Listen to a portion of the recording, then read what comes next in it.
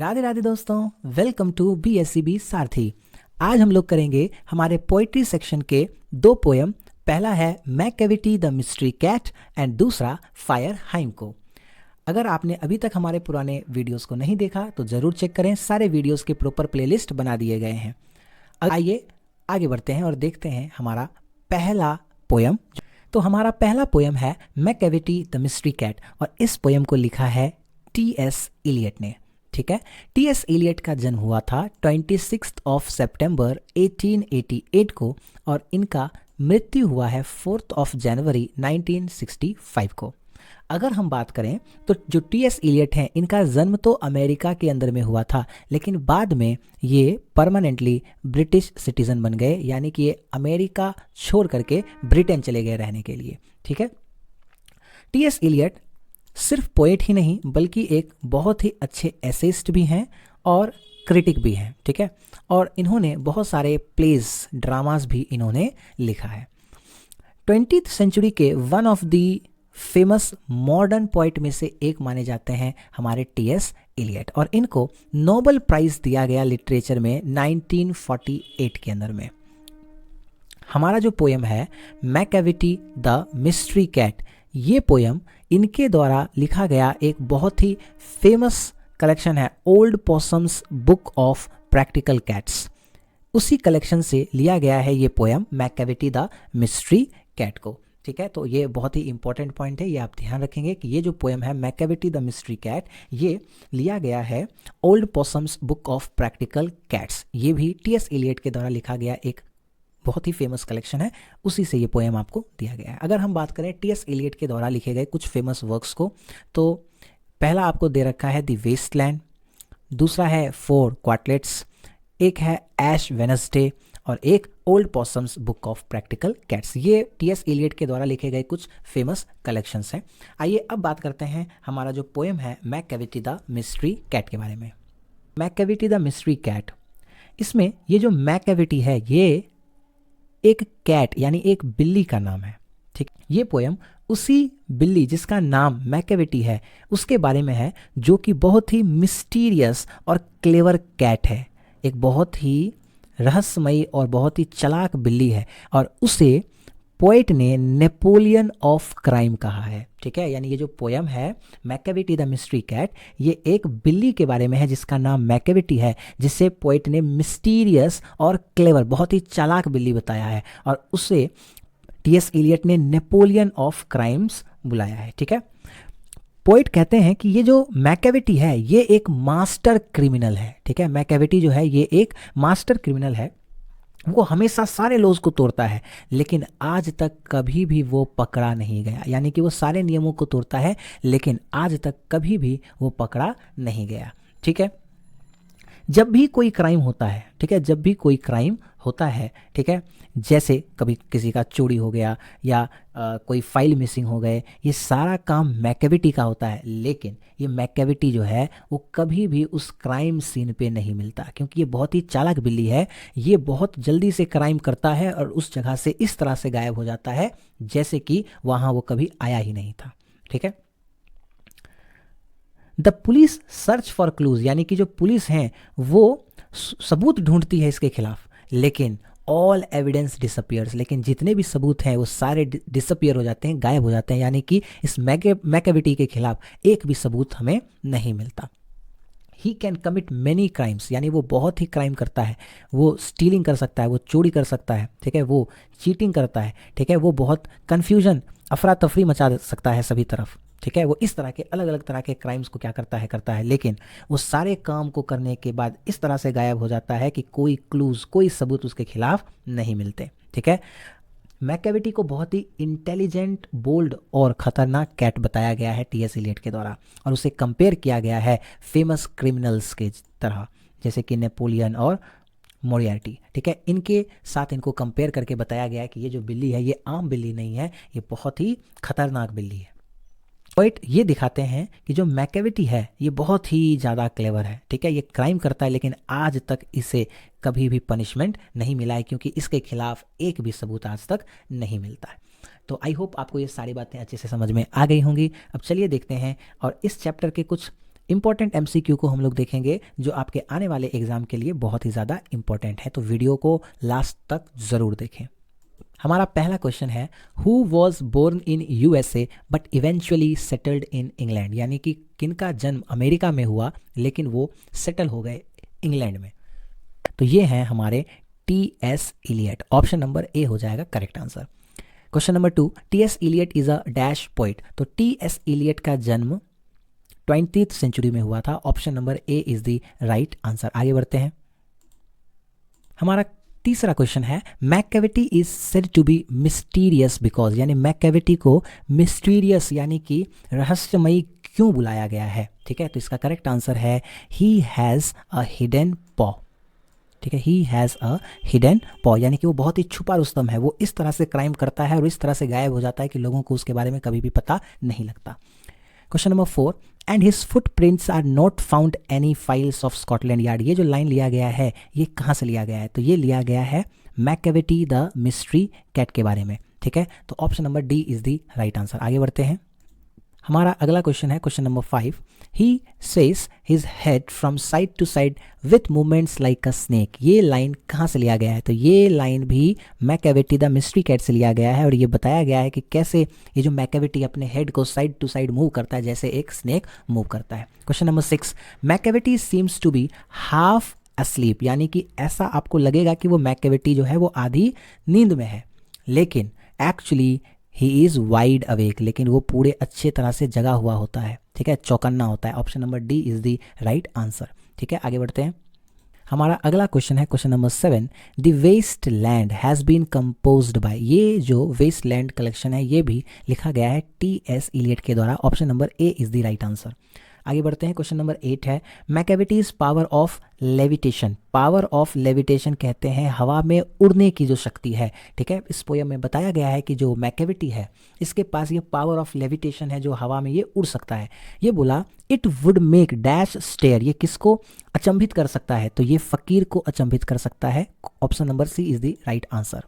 आगे बढ़ते हैं। Question number 9, Macavity is outwardly dash, तो इसका करेक्ट आंसर है ऑप्शन नंबर डी रेस्पेक्टेबल। ठीक है, question number 10, Macavity's footprints are not found in any dash of Scotland Yard, यानी कि उसका फुटप्रिंट यानी उसका निशान कहाँ नहीं है, तो in the file of Scotland Yard. Option number A is the right answer. ठीक है, आगे बढ़ते हैं। Question number 11, according to Eliot Macavity is the dash of crime. Macavity को क्या बताया गया है, तो मैककेविटी को नेपोलियन ऑफ क्राइम बताया गया है। Option number B is the correct answer. Who has composed this poem Macavity the mystery cat, इसके पोइट हैं T S. Eliot. Option number A is the right answer. Question number 13, Eliot was awarded the Nobel prize. T S. Eliot को Nobel prize कब दिया गया था, तो इसका correct answer है 1948। Option number B is the right answer. Question number 14, T S. Eliot belonged to which century, तो वो 20th सेंचुरी के थे। ऑप्शन नंबर सी हो जाएगा राइट आंसर। ठीक। क्वेश्चन नंबर 15, इलियट यानी कि जो हमारे पोइट हैं T S. Eliot, he was a dash, तो वो एक पोइट भी हैं। ठीक है, वर्सेटाइल ड्रामेटिस्ट भी हैं, वो एक क्रिटिक भी हैं, इसलिए हमारा करेक्ट आंसर है ऑल ऑफ दिस। ठीक है, क्वेश्चन नंबर 15 का करेक्ट आंसर है all of this. Question number 16, Macavity the mystery cat is a dash poem, ये एक ह्यूमरस पोयम है। ठीक है, option number A is the right answer. Question number 17, Macavity is the dash of Scotland Yard, bafflement. ठीक है, इसका correct answer है option number B bafflement. Bafflement का मीनिंग होता है उलझन, यानी कि ये मैककेविटी जो है वो स्कॉटलैंड यार्ड के जो पुलिस हैं उसके लिए एक उलझन का विषय है कि कैसे ये सारे क्राइम को करके वहां से गायब हो जाता है। तो क्वेश्चन नंबर 17 का करेक्ट आंसर है option number B. Question number 18 देखिए, T S. Eliot has written the poem, तो इन्होंने लिखा है हमारा poem Macavity the mystery cat. आगे बढ़ते हैं। अगला हमारा क्वेश्चन है question number 19, dash is a master of criminal, किसे मास्टर ऑफ क्रिमिनल्स बताया गया है, तो ये है Macavity. Option number A is the right answer. Question number 20, Macavity is called, मैककेविटी को क्या बुलाया गया है, तो मैककेविटी को बुलाया गया है the hidden paw. Option number A is the right answer. हमारा अगला क्वेश्चन है question number 21, his brows is deeply lined with thought, whose brow is poet talking about, यानी यहाँ किसके आईब्रोज के बारे में बात किया गया है, तो ये बात किया गया था मैककेविटी के बारे में। Option number A is the right answer. Question number 22, the poet compares Macavity to. जो पोइट है वो मैकैविटी को किससे कंपेयर करते हैं? तो उन्होंने कंपेयर किया था मैकैविटी को नेपोलियन से। ठीक है, नेपोलियन ऑफ क्राइम्स बुलाया गया है मैकैविटी को टीएस इलियट के द्वारा। आगे बढ़ते हैं। Question number 23, Macavity is the settlement of. तो इसका करेक्ट आंसर है option number C, Scotland. Question number 24, और when the milk is missing और अनदर पेक्स बीन शिफ्टेड। ये जो लाइन लिया गया है ये कहाँ से लिया गया है? तो ये लिया गया है हमारे poem Macavity the mystery cat से। Option number A is the right answer. Question number 25, Macavity is a dash. Macavity क्या है? तो मैकैविटी एक कैट है। ठीक है, मैकैविटी एक बिल्ला है। ठीक है, मेल कैट है वो। Option number D is the right answer. Question number 26, Mungojerrie and Griddlebone are also. तो ये मुंगोजेरी और ग्रिडलबोन ये भी दोनों कैट के ही प्रजाति हैं। Option number D is the right answer. Question number 27, Macavity is an. तो मैकैविटी को आउटलो। ठीक है, option number A is the right answer. ठीक है, आउटलो कहते हैं गैर कानूनी चीज को, इलीगल चीज को। मैकैविटी को एक तरह से इलीगल बताया गया है। Option number A is the right answer. Question number 28, Macavity is full of dash. तो क्वेश्चन नंबर 28 का करेक्ट आंसर हो जाएगा deceitfulness. Option number D is the right answer. आगे बढ़ते हैं। Question number 29, Macavity disappears from the place of theft. यहाँ यानी कि जहां पर भी चोरी हुई होती है वहां से मैकैविटी जो है वो गायब हो जाता है, रफू चक्कर हो जाता है। बिफोर द डैश रीच, किसके आने से पहले? तो पुलिस के आने से पहले। तो करेक्ट आंसर 29 का हो जाएगा option number B, police. Question number 30, he is broken every human law. ये लाइन कहाँ से लिया गया है? तो ये लिया गया है मैकैविटी द मिस्ट्री कैट से। Option number D is the right answer. Question number 31, and when the foreign office find a treaty's gone astray. ये लाइन किसके द्वारा लिखा गया है? तो ये लिखा गया है टी.एस. इलियट के द्वारा और ये लाइन आता है हमारे poem Macavity the mystery cat में। Question number 32, Macavity the mystery cat has been taken from. ये जो पोयम है ये कहाँ से लिया गया है? तो ये लिया गया है old Possum's book of practical cat. Option number B is the right answer. Question number 33 है हमारे पास, who finds Macavity lazy and half sleep. यानी किसे मैकैविटी लेजी और आधे नींद में नजर आता है? तो ये टी.एस. इलियट को नजर आता है। Option number C is the right answer. Question number 34, according to T S. Eliot Macavity is a dash. Macavity क्या है? तो मैकैविटी एक मास्टर क्रिमिनल है टी.एस. इलियट के अनुसार। Option number A is the right answer. I hope आपको ये सारे क्वेश्चन अच्छे से समझ में आ गए होंगे। अब आइए देखते हैं हमारा आज का दूसरा पोयम जिसका नाम है फायर हाइम। ये पोयम लिखा गया है के.की.एन. दारूवाला के द्वारा, जिनका जन्म 1937 में हुआ था और इनकी मृत्यु 26 सितंबर 2024 में हुआ था दिल्ली के हॉस्पिटल के अंदर में।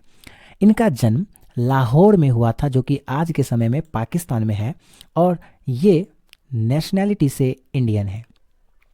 जो के.की.एन. दारूवाला है ये बहुत ही फेमस पोइट तो हैं ही और पोइट के साथ साथ ये शॉर्ट स्टोरी राइटर भी हैं, नॉवलिस्ट भी हैं और सबसे ज़्यादा इम्पॉर्टेंट वो एक सिविल सर्वेंट ऑफिसर यानी कि ये एक आईपीएस ऑफिसर भी रह चुके हैं फुल टाइम राइटर बनने से पहले। ठीक है, K K N. Daruwalla is one of the most important Indian English poet यानी कि इंडिया के इंग्लिश पोइट में से one of the most important बहुत ही फेमस पोइट माने जाते हैं के.की.एन. दारूवाला। और इनको बहुत सारा अवार्ड्स मिला जिनमें से एक बहुत ही फेमस अवार्ड है साहित्य अकादमी अवार्ड जो इनको दिया गया है।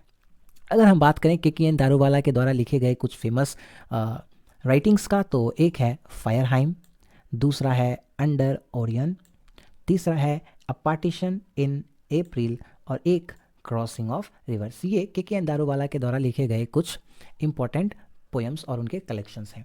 आई होप ये बात आपको अच्छे से क्लियर हो गई होगी। अब हम बात करते हैं हमारा जो पोएम है फायर हाइम इसके बारे में।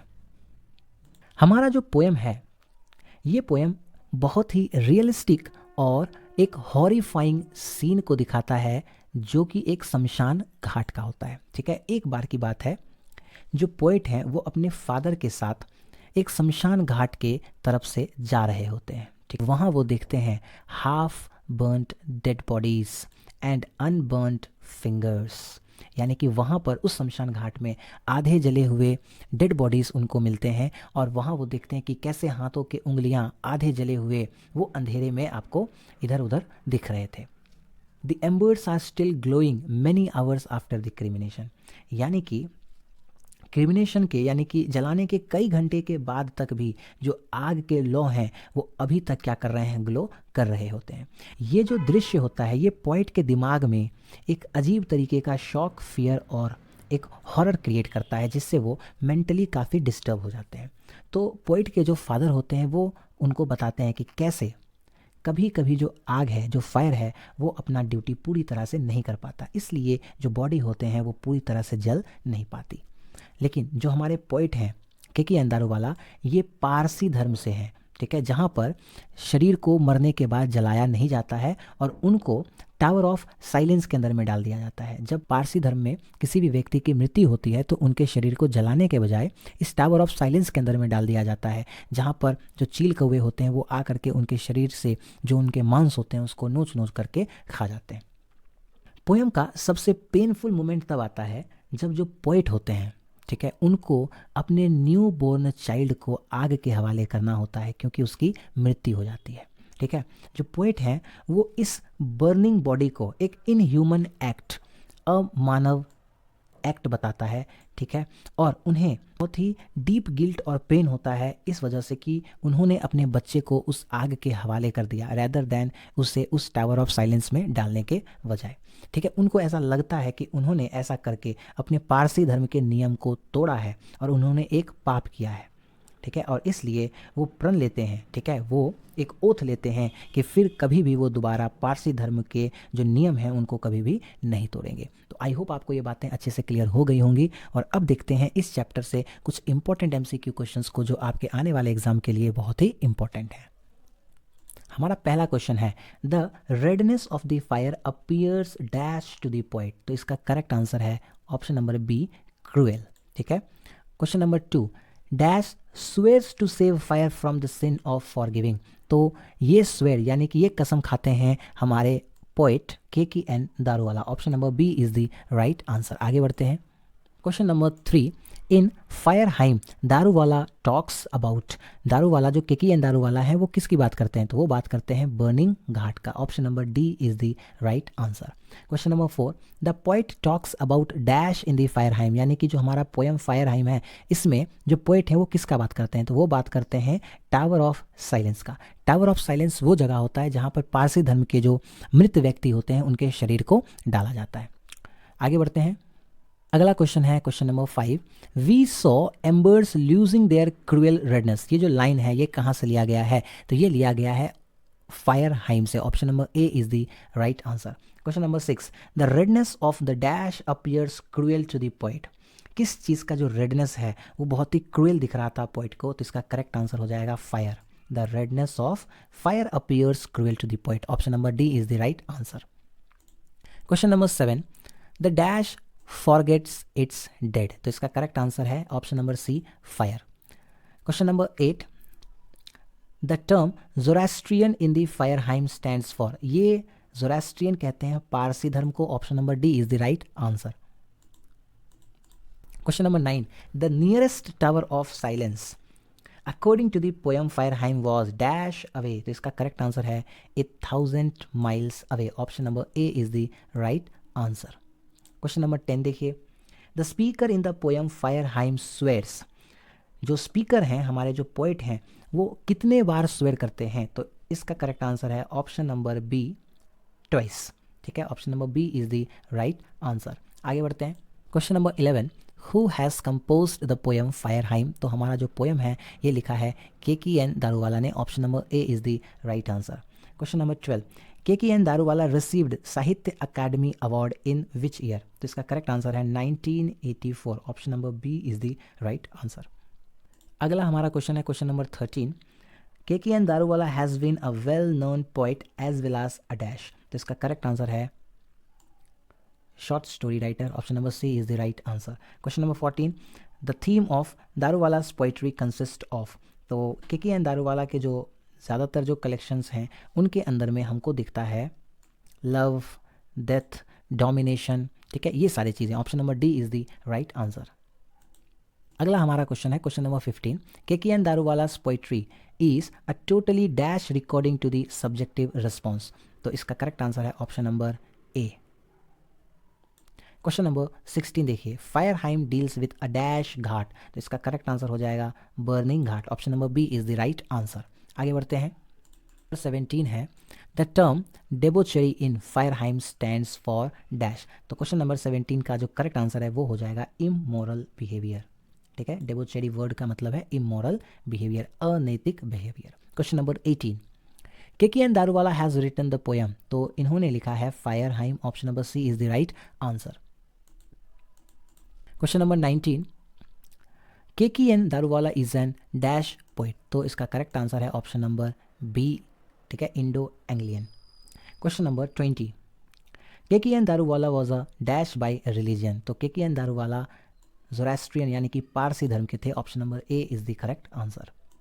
Question number 21, who violated the tradition of religion by cremating, इसका करेक्ट आंसर है हमारा केकेएन दारूवाला। उन्होंने अपने फर्स्ट न्यू बॉर्न चाइल्ड को आग के हवाले कर दिया, उसके शरीर को। ठीक है, और इस तरह से उन्होंने अपने पारसी धर्म के बनाए हुए नियम को वायलेट किया।